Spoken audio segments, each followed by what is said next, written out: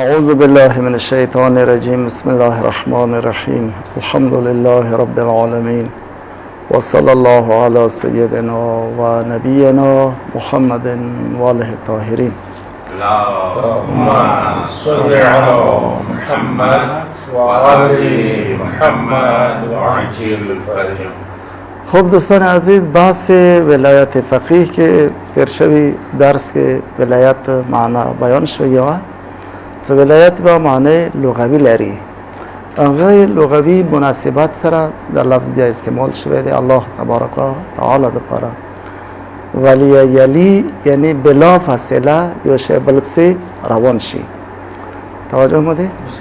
خب یعنی بیا الله تبارک و ولایت لري رفته رفته تطور معنی کیږي، معنی کې بیا تبدیلی ارسی یعنی یو شی ورسته روان شي دغه امور لاس کې راوخلی روان شي د پاره څه دغه څوره کارونه وو بیا دا لاس کې دا راوخلی ته د خلافت معنی کې بیا راشي رسول خدا صلی الله علیه و آله دنیا نه لړ و یلیه علی مثلا او ورسته امیر المؤمنین راغله دا کې راغلی یعنی چې یعنی کوم کارونه چې رسول خدا انجام کولو امت ته پر هغه کارونه بلا فصل دغه کس ور سره واخلي.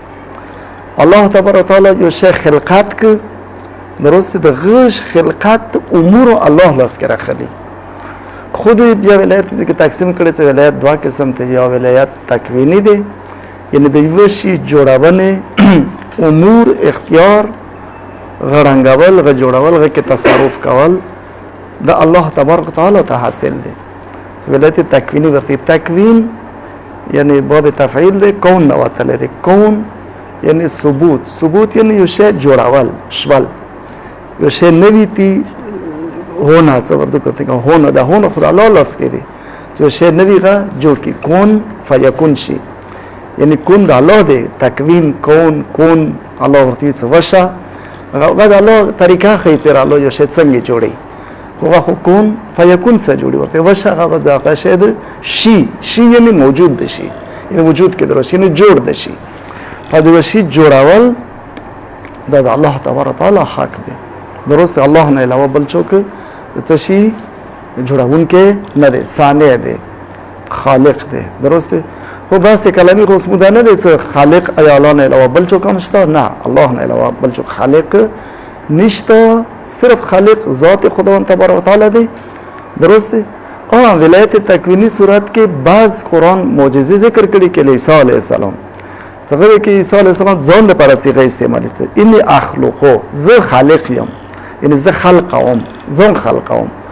عیسی علیه السلام خالق دی، الله هم خالق دی او فرق دی ورکه عیسی علیه السلام خالق به اذن الله دی بار اذن الله لفظ ورکه لګي اذن مرزه نه الله ورته دوره تصرف حق ورک قدرت ورک تکوین نه قدرت ورته ورک.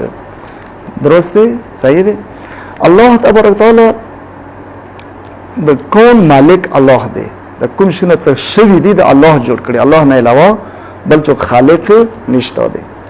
کله ذات خداوند خالق دی پس دغه شی نشو مو غ حرکات غ سکنات غ کټا کیدل غمراول دغه کې جمله تصرفات مالکم غا دی. خو یو شی پرس کا تو جوړ کړی خو تی مالک یې. درسته مالکیت هم د الله ثابت علی الاطلاق دلیل خالقیت دی. خالق غا دی، کوم خالق دی غا مالک دی. او د څه کله چې شی تو خلق تو ایجاد ک تو جوړ ک مالکی بلکې ته تعلق ورسره نشته، رابط ورسره نشته. هغه څنګه دي شي مالک دي شي هغه مالک نه دی. پس الله تبارک تعالی د کائنات خود د کائن اسم فاعل دی نه، کائنات یعنی د کوم شنه څه شوی دی جوړ شوی دی خو الله جوړ کړی دی. الله مالک هم دی او بیا مالک هم دی د سند څه بس جوړ کو په خپل حال باندې پرېږدولو ولایت تکوین ور باندې نه لري. نه الله تبارک تعالی لحظه آنن فآنن دی باندې ولایت تکوینی لري. درست تکوینن بیا الله ځنه شنه د څه جوړ کړی دی چې غا د حرکات کوي. درست غته یعنی فرض کړو انسان الله انسان جوړ ک انسان اوس خبرې کوي، مزال کوي، سوچ کوي، فکر کوي. درست دا الله تکوین د څه کړه دا کار وکي دي کې انسان ته اجازهات ته مثلا انسان ته د خبرو اجازه ته، انسان ته لاس خوڅونې اجازه ته، انسان ته ډېرو شیانو اجازه ته څنګه وکړي. دا اذن تکویني دی، یعنی تکویني جوړ داسې کړه چې دا داسې وکړي. یا اذن لفظي دی، مثلا الله ورته اذن ورکړی، یا تکویني ورته اذن ورکړی دی. تکویناً الله مو معزول کړیو په خوړنو باندې، څښنو باندې، ګرځېدنو باندې. درسته پس ځینو کارونو مو ولایت تکویني لرو، لکه فرض کړه خپل بدن باندې ولایت لري، که تکویناً لکه ته د خپل لاس باندې ولایت لري، سوی خوڅې نه خوڅې ته اختیار کړي د شؤونات تصرف ته لاس کړي، دته ولایت لري د لاس باندې، خو تکویناً د لارې چې الله جوړ ته دسه کړي. دا اذن تکویني دی، اذن تکویني الله تعالی در کړی دی. خو برکه د ولایت تکویني کې زیات بحث ونه کوم چې الله تبارک تعالی د ټول کائنات تکویناً اختیار لري، جوړی کو، وړاندې کو، قیامت برپا کی.